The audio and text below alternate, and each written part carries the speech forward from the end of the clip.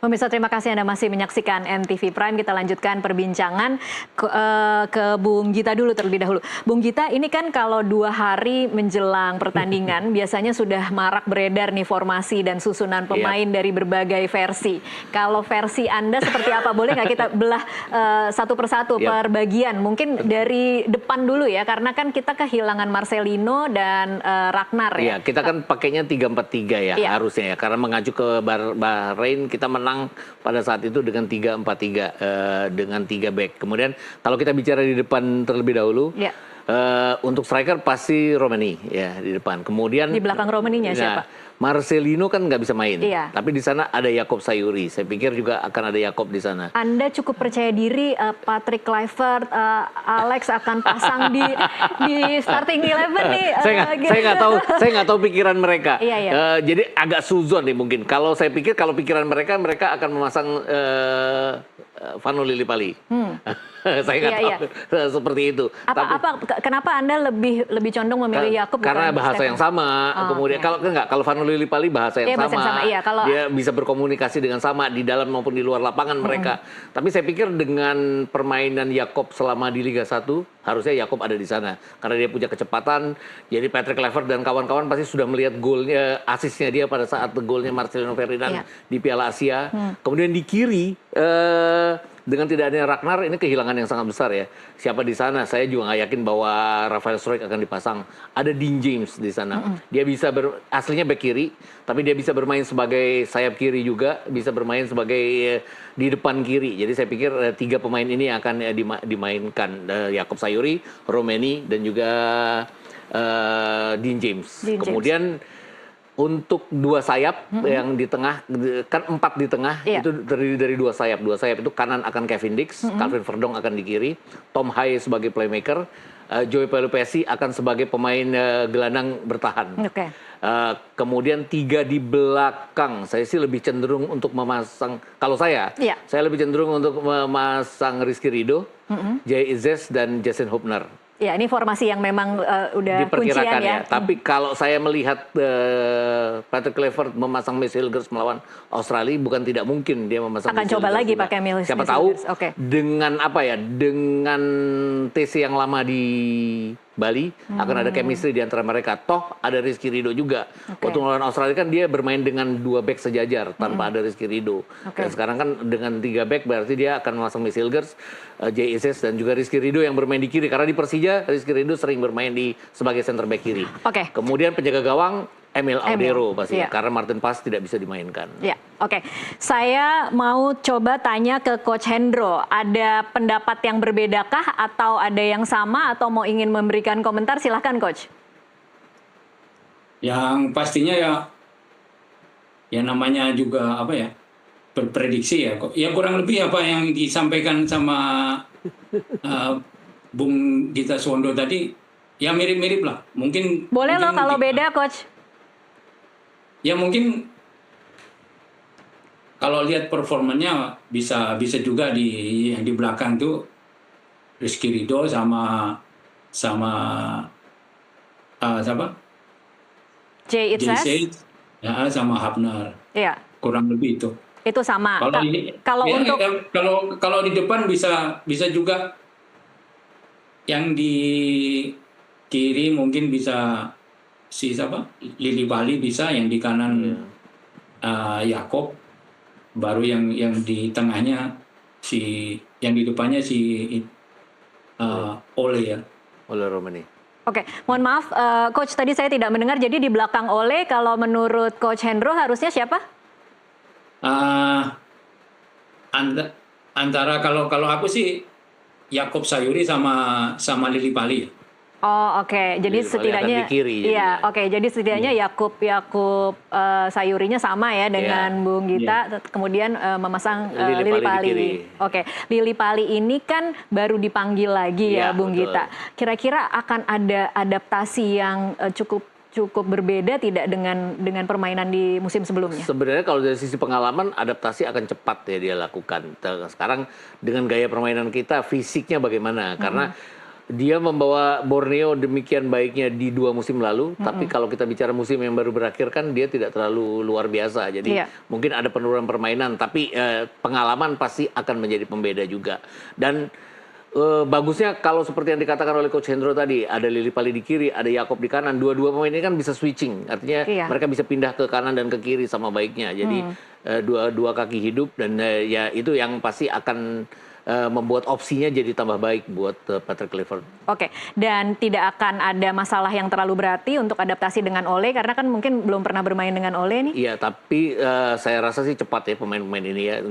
Tidak harus menjadi masalah kalau sudah masuk ke tim nasional. Oke.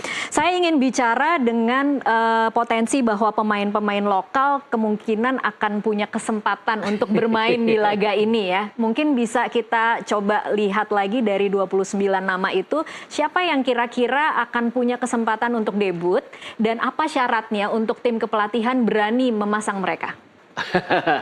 Wah, ini berat nih. Biar sekali-sekali pertanyaannya beda. Kalau debut pasti bukan milik Rizky Ridho ya, dia udah sering digunakan. Kemudian kalau sebagai sub, saya pikir Ricky Kambuaya membuktikan dia baik sekali ya. Kemarin ada 2 kesempatan dia melakukan passing, end passing, yang kalau diselesaikan oleh rekan-rekannya, salah satunya Eliano, itu akan menjadi assist. Tapi tidak. Tapi cara dia membuka ruang, cara dia masuk untuk melakukan opening itu luar biasa. Kemudian kalau kita bicara lagi yang lain, saya sih pengen melihat Beckham kan bagus bersama Persib. Saya pengen coba lihat dia di kanan, tapi apakah kesempatan itu ada? Iya. Nah, apa syaratnya? Syaratnya kita harus unggul berapa banyak dulu? Baru boleh coba-coba masang pemain ya. Saya rasa-rasanya seperti itu. Atau kalau Yakob Sayuri ataupun Lily Pali ataupun siapapun yang dipasang di kanan tidak menunjukkan performa yang baik, Beckham yang akan dipasangkan di sana. Beckham ya? Anda Beckham cukup oke. Saya pengen lihat sebenarnya Beckham. Tapi kan balik lagi ini 29 ya akan menjadi 23 karena apakah dia akan masuk ke 23 itu yang jadi ini.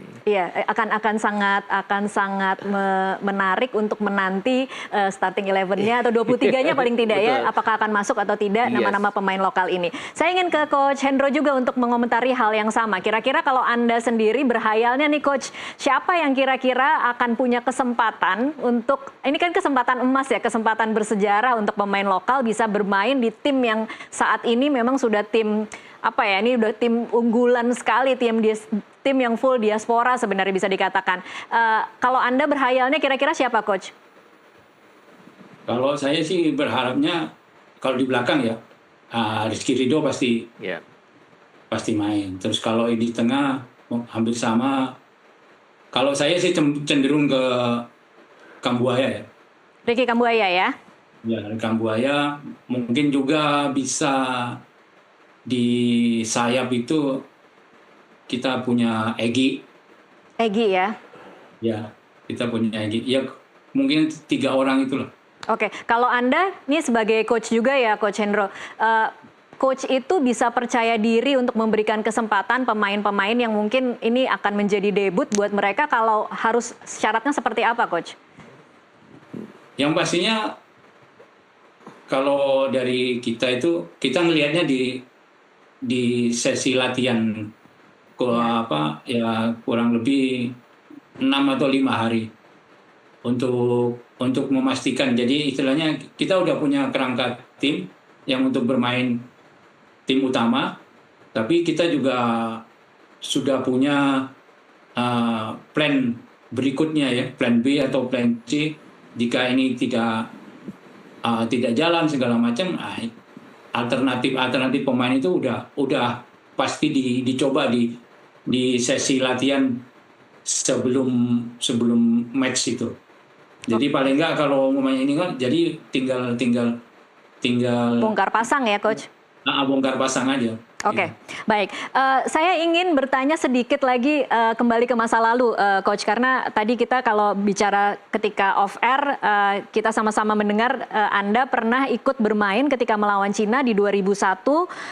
Boleh cerita seperti apa waktu itu atau kesan seperti apa yang mungkin jadi core memory buat seorang Coach Hendro ketika menghadapi Cina yang mungkin bisa dibagi saat ini? Yang pastinya di 2001 itu kita kualifikasi Piala Dunia kalau nggak salah itu. Kita ketemu, kita satu grup sama Cina. Putaran pertama kita main di Kunming dengan kondisi cuaca kurang lebih di bawah 10 derajat ya. Oke, dingin ya Coach? Oh, dingin banget, dingin banget. Iya. Dingin banget. Yang kita waktu itu dilatih sama almarhum Om Beni dulu ya. Oh iya. Dan babak pertama kita bisa leading 1-0 lewat gol Kurniawan, itu pun lewat set piece, tendangan penjuru. Tapi di babak kedua kita benar-benar habis karena bukan hanya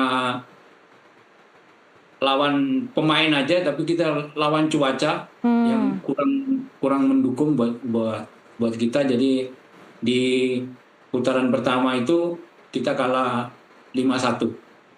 Dan setelahnya di kandang? Di kandang kita kalah 2-0. 2-0. Apa yang menyebabkan ketika di kandang itu juga cukup sulit menghadapi Cina, Coach?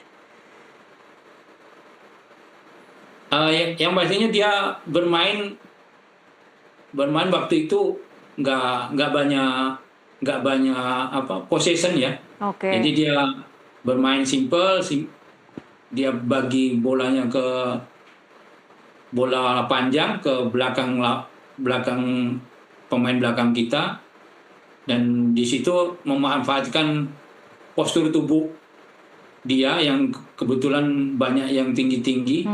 Karena waktu itu kita sebetulnya juga ada yang tinggi tapi lebih tinggi waktu itu Cina. Full pemain Cina atau ada naturalisasinya, Coach? Belum ada. Yang pastinya full Cina, full Cina semua. Oke, dan 24 tahun kemudian strategi mereka sebenarnya masih sama berarti ya kira-kira, Coach? Ya, kurang lebih seperti itu. Oke, baik. Kita harus break dulu sejenak pemirsa. Kita akan lanjutkan perbincangan ini di segmen selanjutnya. Tetaplah bersama NTV.